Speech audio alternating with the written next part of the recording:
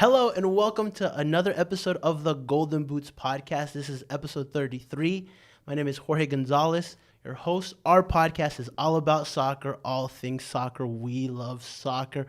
Our podcast is brought to you by our channel Top Bin 90. Today we have a very, very special guest. We've got Nick Guido. Nick is originally from here, from the Matthews area. He plays at Marquette. My man Nick, how are you today, man? I'm good. Thanks for having me. Thank you, man. So we were talking a little bit earlier, and you're a big state guy. Is that true or no? Yeah, I would say that's the number one thing. Before a game, after a game, steak. Okay, really? If I can eat a steak, that's healthy, tasty. Okay. It's a little expensive, but You're a baller, so it's all good, man. If you play good, they pay good. So. Hey, I like that. If you play good, yeah. Just don't say you drink Coca-Cola or Ronaldo will find you, man. Nice. So our podcast, we like to bring on players from the area, people to kind of share their stories and their experience. So tell us a little bit about yourself, man. So born and raised in Matthews, North Carolina, my whole life. I started at Charlotte United. Okay. Well, actually, before that, Charlotte Soccer Club, which then isn't a club anymore. Charlotte United, and had a great team there. Played there for about 8 years, and then once academy became a thing, a good group of us went to CSA, where I played 5 years there, and I went to University of South Carolina for 1 full year. Then I transferred, and I just finished my junior year at Marquette. Nice, awesome. Yeah, we'll touch a little bit on that because you guys had a pretty good season this year too, man. Do you remember like your beginnings of soccer, like the very first thing you remember? I would say I had a coach named Sean, and my dad was always like the assistant coach, and I would just say playing for him, like since I was 8, and then go all the way to my last year of academy. There was about 5 of us that I played with all the way, and then we got to do signing day together. Oh, that's awesome. I just have there's a group of us that I would say I just remember playing with them, hanging out with them, and it was cool enough to go all the way through with them. Yeah. That's really cool, bro. Especially because, you grow up together and you see everybody, accomplishing something, right? And it's fun to play with each other. And then it's always fun when we come back from school, link up, train, see how everyone's doing. It's fun. Yeah. I think, when you're in the soccer world, you kind of get obsessed with it a little bit too, man. Because, all these games going on, I talk to different people, and they're that aren't in soccer. And they're like, weren't you just watching a game earlier? I'm like, yeah, but that's the Euros. Yeah. This is Copa America, or this is Nations League. They're like, what? Yeah. There's so much stuff going on that, if you're not in the soccer world, you don't understand, you know? Yeah, I feel like Copa America is kind of flying under the radar. It is, honestly. Man. It is. They're playing games at night as well. Yeah. So, I feel like people are watching, the 3 o'clock Euros game and checking out. Yeah. And I guess it's not as entertaining anymore, those, because I feel like the squads aren't as good anymore. Yeah, you've got I feel like the big favorite is Brazil, obviously, but nobody else you're thinking, okay, this is a pretty good team that could compete. It's Argentina, Brazil, Chile. Maybe Uruguay, Yeah, it's some teams have those 2 or 3 star players, and the rest is yeah. But even them are getting old. Suarez and Cavani are up there now. You know? They're not really gonna they shouldn't be able to beat Brazil. Yeah, but you never know. Yeah, you never know. That's what we love about soccer, right? You never know. Yeah. So. Tell us about CSA, man. What kind of things did you learn there? What was that like? Well, CSA was great, honestly. Going there, being a new guy. So at CSA, I had 5 coaches in 5 years. Okay. Which was different from the most. But I started there my freshman year in high school, being a 14. I was about 5 foot, 100 pounds. So I would say, every year, I was a little guy. So CSA really helped me with maybe not right now. You're not going to be the man, but they helped me prepare. Okay. So by the time I was on the 18s, there was times where maybe they could have thrown me to the side, oh, this kid's not ready yet, he's little. But Brad, he's the director at CSA, he really believed in me and always said just trust me, stay. And eventually, some guys grow quicker than others. And by the time it was my time, I was ready. So I really liked it. My last 2 years we were really good. Okay. So it was fun, and then those guys are still my best friends. So love that, man. What kind of clicks do you feel like you make in that age range? Because there's a lot going on, especially when you're younger. You know. I would say I'm like a pretty loud, outgoing person. So those type of people I usually type to hang out with. But I mean, I would say like even now at school, like I'm someone who I feel like I can relate with a lot of people. Okay. Like I don't really ever have like bad blood with anyone on my team. That's good. I feel like I can mix with a lot of people. Nice. That's awesome. How about like on the field? What kind of like mental clicks did you make? Was there like a progression in your physique, a progression in like your style of play? Do you remember that? Yes, for instance, I was always little, so I would always play as like a 10 or a winger. Uh-huh. But then as I started to grow, I started to gain weight, get bigger. So like that, like now I sometimes play as an 8, a 6. So as I began to grow, it kind of opened up more doors for me because back when I was 5'5", 130, you see some guys who are able to do it, but especially in U.S. soccer, it's hard. Like there's only a certain couple positions you can play. But once I grew, confidence came. I mean, a lot about youth soccer, I feel like, is like when you grow, when a lot of it, honestly, like it stinks to say, but you see some guys grow when they're U14s and they're playing national team. Yeah. But then they're out of the national team 2 years later. Yeah. So, I mean, it's weird, like the young ages. Some people grow, some people don't. Injuries. Yeah. People just quit. Like I played with great players who just quit. Yeah. Like, oh, I want to go play basketball. I want to play football. It's just, that's why, like what I was saying, I have like a group of guys, like we all soccer. Only soccer. Yeah. That's all we wanted to do. It's like you identify with like the people that are going to win or like that have that winning mindset Yeah. at the end of the day, right? Uh-huh. Like you all knew you guys wanted to Yeah. do something big, Like, right? yeah, I would say like the group of us who knew we wanted to go play D1, we want to go be great, like play pro if we can. That's like our crew. Nice. Talk to me more a little bit about that. Like what kind of commitment or what kind of things do you feel like you guys did differently to kind of hit that? Yeah, I mean, commitment is a big thing, hard work, especially like in academy, because I would say not everyone wants to work hard. Yeah. Or as of now, working hard is like the minimum in college. Everyone works 100%. hard. So like back then, I would say we were like the people who were fully dedicated when it came to like little things like, I don't know, watching pro games and like trying to learn, staying after practice. But like looking back on it, it wasn't really even much, but like compared to now. But like at the time, like a lot of kids will just show up to practice, leave. Yeah, do the bare minimum kind of play stuff. video games all night. Yeah. When like it does take, I mean, for most people, there's obviously like the rare few, but it takes extra to be, if you want to be like a good player. Yeah, or a man. great player. Yeah, they always say there's like magic in the extra mile. It's so true, bro. You can't just like, I don't want to use the word I was about to say. You can't just like go through the motions and like expect to succeed. 100%, man. I think that's important to know too, because I mean, like, I think people don't understand the level of work ethic that it takes to be great at things, right? Or like they do the minimum and expect to get maximum results. Like the world doesn't work like that. Like when you're a kid, like some of this stuff can slide, but then when you get to like D1, when you get into the real world, like if you want to make it, like you better put in effort. You know what I'm saying? It's like a full-time job even before 100%. you're a pro. Like Yeah. in college, it's like you can't have a job really. I mean, it's hard. Like, Yeah. with everything you do. I mean, it's a lot of commitment, but it's 100%. worth it if you love it. Yeah. That's why. I was just going to say, like, you have to love it. You got to love the Yeah. grind. You have to love, like, okay, like, I'm not in the team. Like, that might hit your confidence, but you just got to go again, right?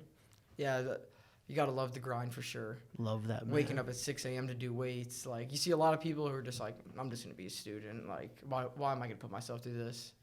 But, if like, for me personally, even if I don't love waking up at 6 a.m. for weights, but I do love, like, being with the team in the locker room at 6 a.m., doing weights, hanging out, listening to music. Like, that's fun. Like, that's what I think makes it fun. The locker room, stuff like that. Yeah. Like, it's very underrated when you think about it.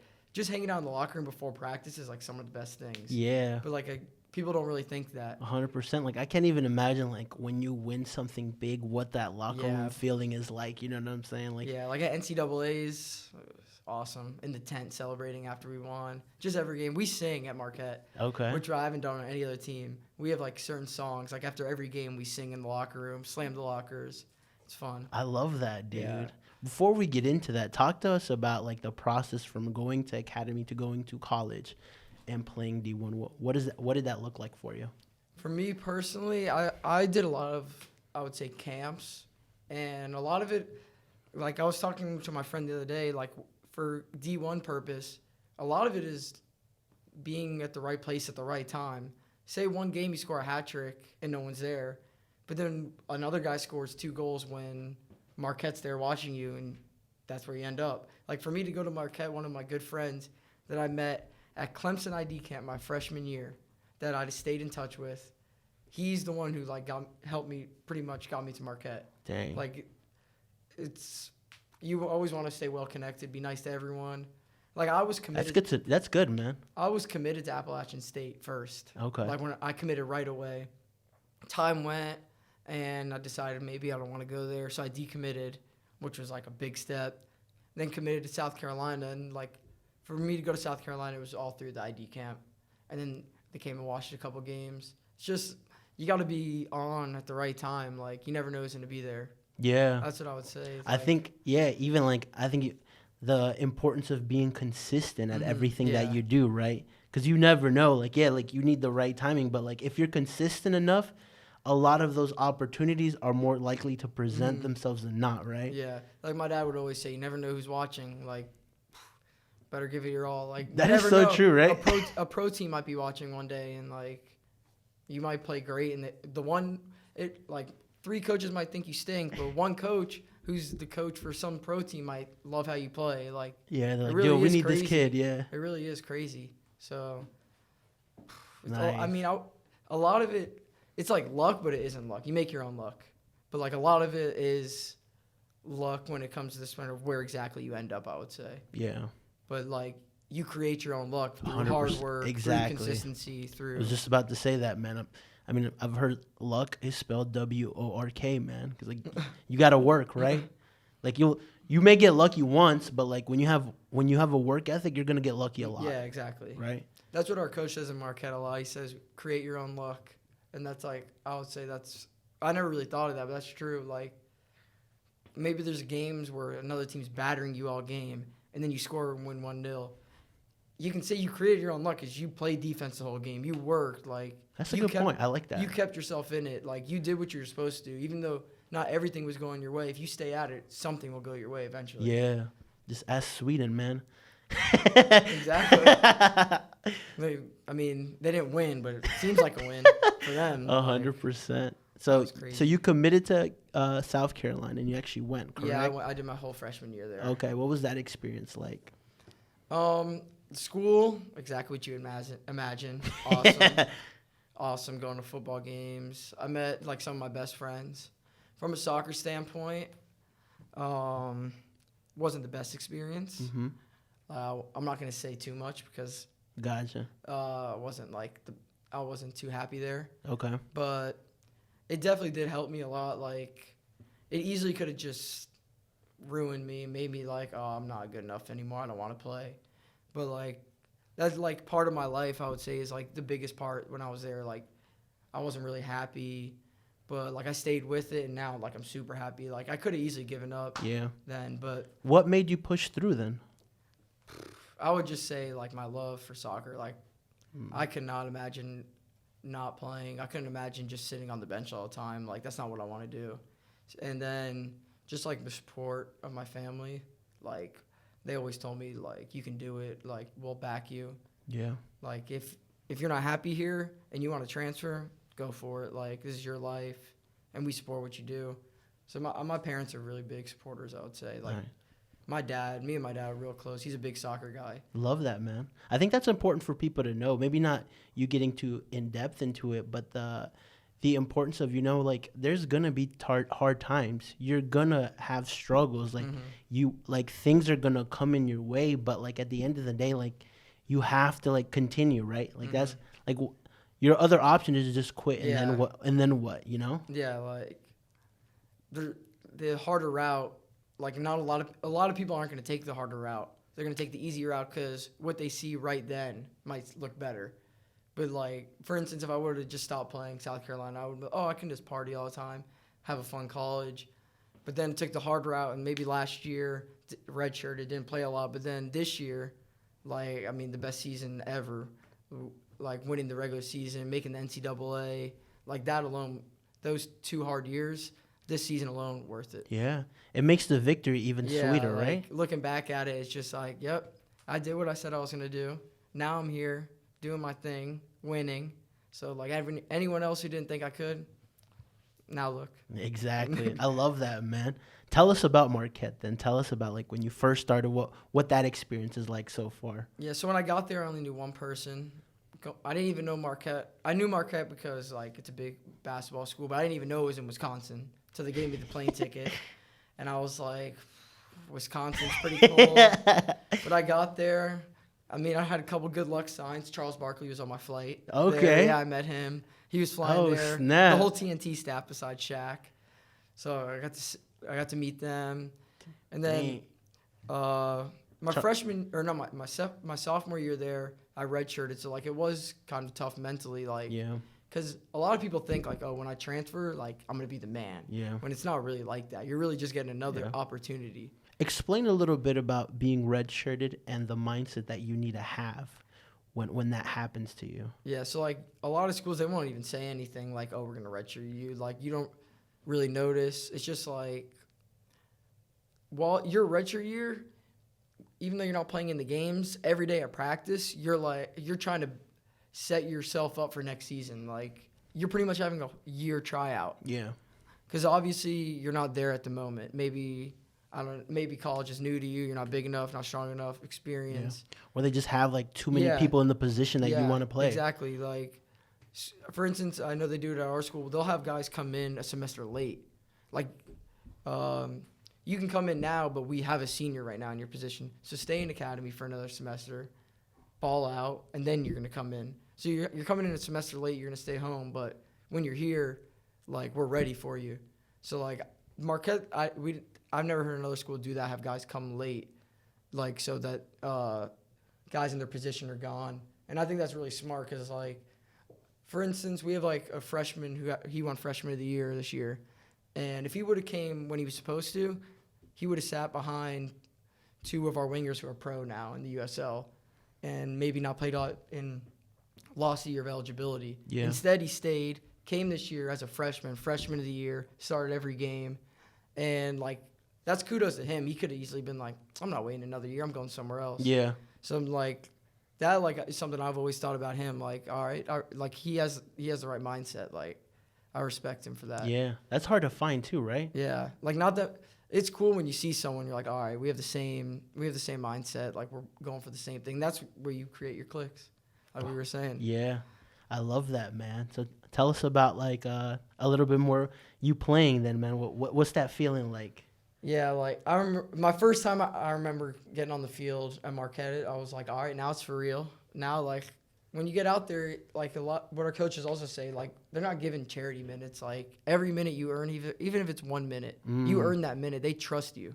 So, like, to feel trusted is nice. And, like, and then I remember when I went in the NCAAs, I remember when I stepped on, I was like, all right, I've played an NCAA tournament now. Like, it's nice noticing, like, how I'm making steps up.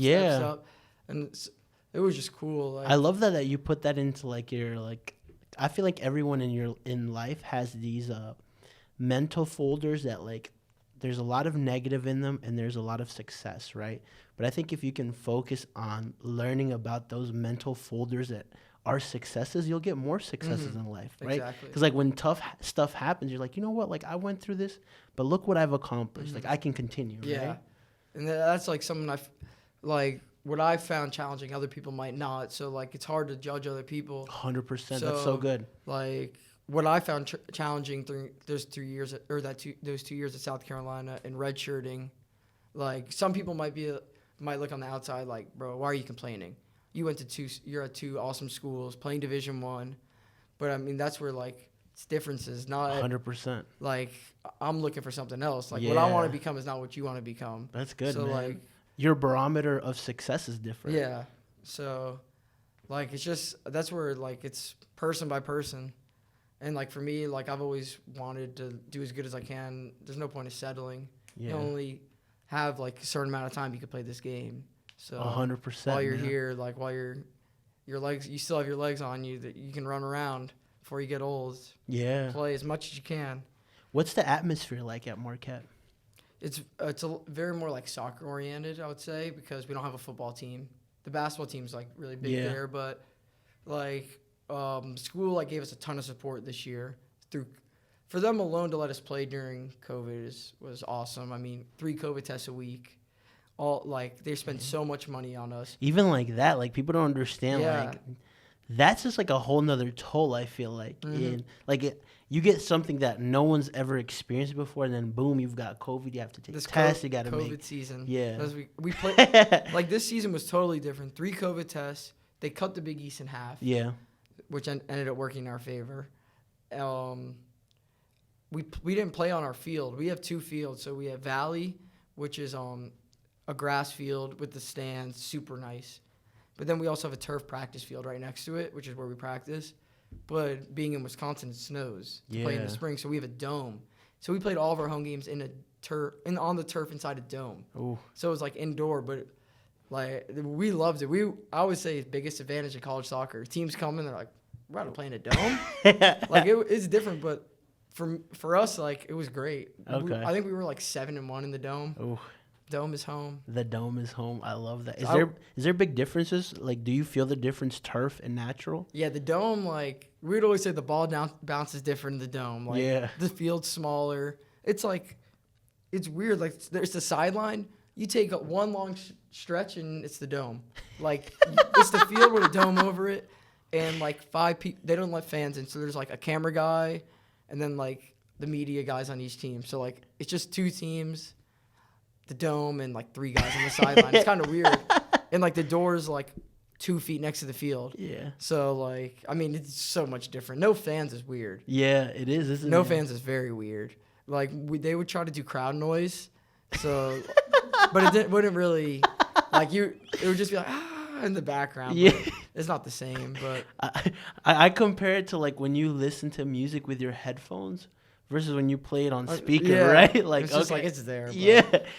It's totally different. It's still music, but like it's totally different, right? But I'm definitely ready to play back on the grass field this semester. We have us and Georgetown are the only teams in the Big East that play on grass. Okay. Everyone else is turf. I did not know that. Okay. Yeah, I'm guessing it's because of the weather. Yeah, that makes sense though. Yeah, but a lot of teams in the conference have like beautiful fields. Like Creighton's a turf field, but that's like they have huge stands. Like that's the nicest college field I've probably been to. Providence apparently has a really good field. We go there next year, I'm pretty sure. Okay. So, I mean, even though it's turf, we get treated well. It's nice. What's the team atmosphere like? Our team this year was, I would say, probably like the best team I ever played on when it comes to like the locker room. Why is that? Explain that.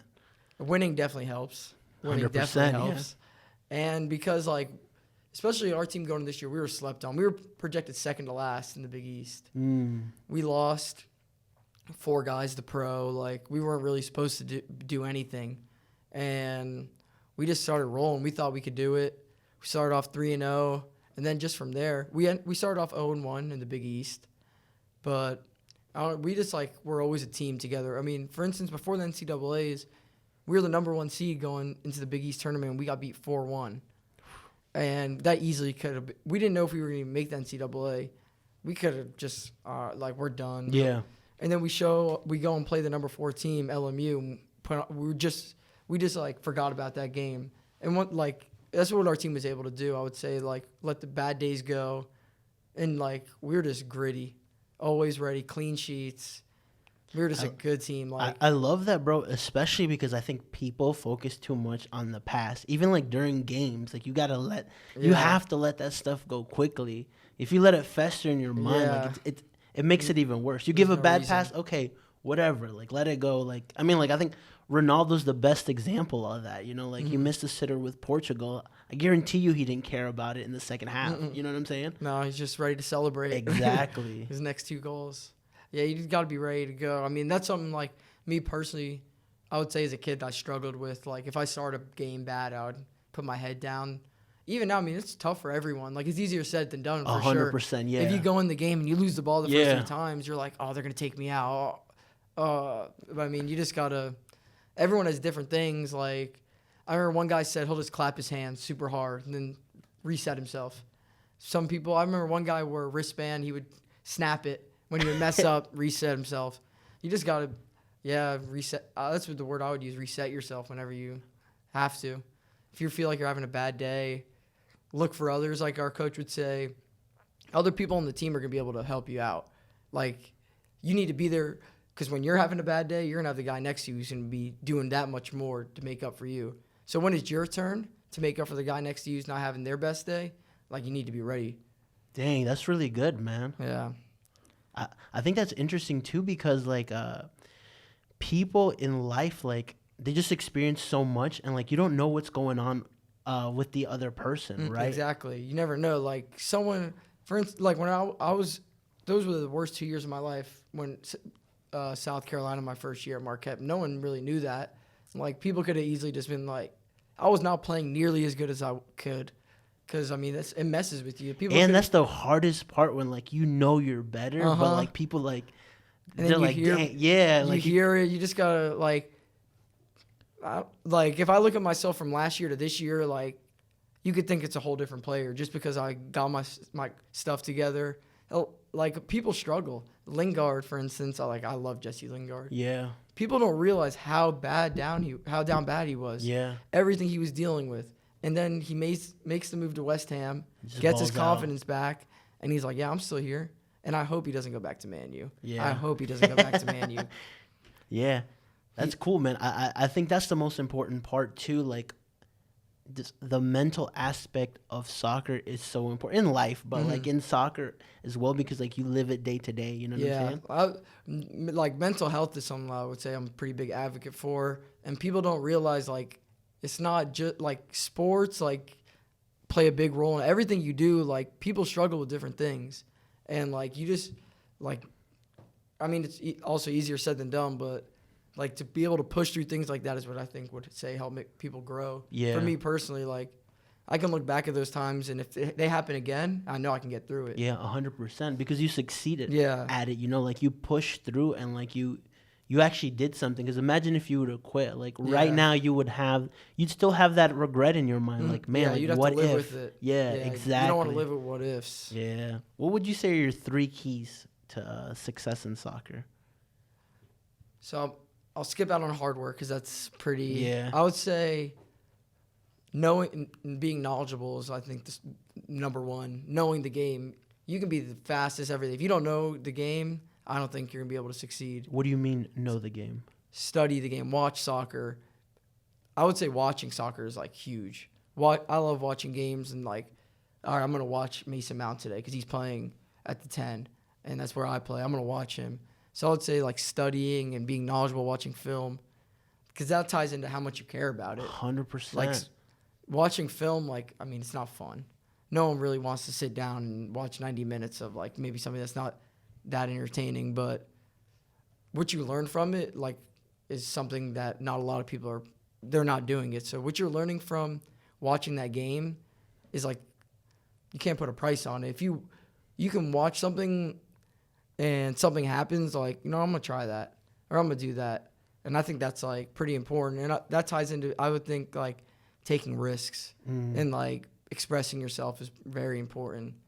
Like, you want to play how you want to play. Obviously, your coach is going to want you to do things, but I would definitely say having, like, that self-confidence to be like, all right, I'm going to play how I want to play. Maybe I'm going to alter it a little to please my coach, please how we want to play. But, like, if I'm a flashy player, I'm going to play, like, flashy. I'm going to do I'm not personally like that, but if I'm a winger who loves to do step-overs and likes to take my man on, maybe he stopped me 10 times. You still got to go. Like, you still got to believe in yourself. Ronaldo, like you said, missed the goal. He knows that he can score again. So self-belief. And last, I would say, I guess you could say, like, dedication is with the hard work. Like, people don't realize the other things, like diet, working out off the field, like, that plays into it a bunch. Like, if you're not eating right, you can't outwork a bad diet. Like people that's say. True, yeah. I would say, like, diet is kind of, like, off of dedication, but, like, that's one thing I would say is pretty important. Like, you need to take care of your body. Yeah. Like, off the field, everything. Like, you can't just show up to practice. You need to stay at the practice and stretch. You need to eat right. You need to hydrate because, like, no one wants to sit there and drink water all day before a game. But when you're cramping the next day and other guys running past you the whole game, you're going to be like, oh, I should have drank some more water. I should have ate this instead of that. So I think that's very important, especially at this level. Yeah. Because the level of professionalism. yeah, like we all get tracked and like see how much you're running. And you see guys, one guy runs 8 miles, one guy's running 4. It's like, come on. This guy who's running 8 is obviously putting in so much more than you. You can tell like he was ready for today's game. He was prepared. And I feel like that's super important. Yeah. I think that ties into the like you could throw in preparation, right? Yeah. Preparation, like I would say, like the day before a game, I have certain things I like to do, and like if I don't do them, maybe I feel off. So everyone has their own things. So like I would say preparation, yeah, is very big. Nice. I like all of those, man, because all of them make so much sense too. Especially like, I think people like underestimate like watching, because like it is boring. Yeah, you're gonna watch boring games. Yeah, like, exactly. But then I think you can learn so much. Sometimes you learn movement. Sometimes you learn what they're trying. Like when you play a position, like I think you understand your position more and more. But then you also understand like the movements of other players, right? Like space, pockets. Exactly. Like Kevin De Bruyne, someone like our coach will have the midfielders going for a midfielders meeting and watch Kevin De Bruyne, because no one does it better than him. 100%. If you watch him, if you do it 1/100th of how he's doing it, I mean, you're gonna succeed. So like, watching out for midfielders, what we do a lot is watching out players like pick up space, how they create space for themselves. Yeah. Get into pockets, because as a 10 especially, that's you can be the best player in the world on the ball, but if you can't get into the pocket to get the ball, what are you gonna do? That's the hard work. And this stuff is so accessible nowadays too, bro. Like you could just YouTube like how to get better at this position, how to watch. You know what I'm saying? Even like for instance, we get spoiled. I can go into a game, click Nick Guido, all touches, stuff like that. I get a report. Oh, I was 5 for 7 on my passes today. I was 3 for 4 on my dribbles. I was 0 for 8 on my aerial duels. So then, all right, I need to work on my aerial duels, stuff like that. So I mean, everything's given to you. Yeah. You can. No one can have that excuse. It's really up to you. Yeah, you can't have that excuse. Like I'm seeing how many like long passes I made, how many short passes I made. They dumb it down so much. You can look exactly at what you need to do. So if you put in any type of effort into what you need to work on, you're gonna get better, bro. You can't blame anyone else. Yeah. I think, I love all those keys, man, because all of them are so good. And it's hard to put your finger on, like 3. It's kind of like, because everything leads into another. It's like, well, that leads into this, which is also important. Yeah. Awesome. My last question to you would be then, what has soccer taught you about success? Everything. So, like, for me personally, I'm a big soccer. Like, soccer's everything for me. Yeah. And I would say success-wise, definitely, like, between the hardships, nothing's going to come. Anything worth getting is not going to come easy. 100%. And I would say that's like the main thing. Like I had a good year. Like our team had a great year this year. I had a good year. But like this year would have never been possible if I didn't go through the last 2 years. Even our team, like we had a letdown year last year at Marquette. We should have been so much better. Like we had 4 guys go pro and then we lose them and we have a better year. Yeah. You think that shouldn't happen like that. Yeah, it shouldn't happen like that. But you just never know. Like you just always got to stick to it. Like, we could have easily been like, oh, we're going to be bad this year. Like, let's just get through it. But, like, you never know. You just got to always work. Leicester, teams like that. Exactly, dude. Teams can have the best players, but it's all about, like, clicks and, like, who works with each other. That's another thing I would say. It's taught me about success. Like, whoever, like, you see someone and they look like they're the man, everything. You don't know what they're going through. They might not be the most successful person. Like, the person in the back who's not the best player right now, but he's working so hard, he can end up being the most successful player. Yeah. You never know. Like, that's what I would say. You create your own success, and what you put into it is what you're going to get out of it. 100%. I love that too, man. Like, especially the part where you're talking about, like, you never know. Like, because there's kids right now, or there's people right now that aren't as good as somebody else. But stay consistent, stay humble, stay hungry, and your moment will come. Like my best friend, he played at Air Force. He was on the second team in club all the way until the last year before academy, and then he got into the academy. He was like, you think, a guy on the second team, he's not going D1. Like, we're already 14, but I mean, he stayed at it, believed in it. He's playing D1 love it, man. At a big school. Like, it's just really if you stick to it. The main thing I like is people who don't make excuses for themselves. 100%. Like he could have been like, man, I should have been on the first team the whole time. Like they're doing me dirty. But he was like, all right, I do need to improve. I'm going to keep working. Then he got to the team, and obviously he's been working that much harder than the other people because he's moved up. And then when coaches come and see that, man. it's like, I think at the end of the day, bro, success doesn't lie. yeah, Right? like Ronaldo's the prime example I always think of when I think of success. Everything you said, the guy like exemplifies, even like him moving those cokes, like what you talked about, like diet, the level. He never shuts off. Yeah, that's another thing. Like some people are like that. I would consider myself like that. Like I never shut off. Like I'm always thinking about soccer. I'm always like you kind of got to be like that though, right? Yeah, like I could see myself being a coach someday. Honestly. Like that's how much I love it. So like Coach Guido, I like that. Right. Some people like Ronaldo's example. He just doesn't shut off. He could have easily just kept the Coke there, not even drink it. Yeah. He wants to set an example for other people. He's like, no, get that out of here. Give me my water. Yeah. Because I want people to know I'm the best because this is what I do. I take care of my body. Yeah. And like he did not. When Ronaldo moves the Coke, you really think he thought it was gonna blow up? Probably not. Yeah. And it's like been the biggest talked about thing. Like yeah, you're right. Just moving a bottle and going like, no, drink water. And it's all over social media. Bleacher Report. I just think greatness is always apparent, bro. Like, you know what I'm saying? So, for sure. Nice. Nick, my man, thank you so much for coming on today. I appreciate you. No problem. Thank you for having me. It was a blast.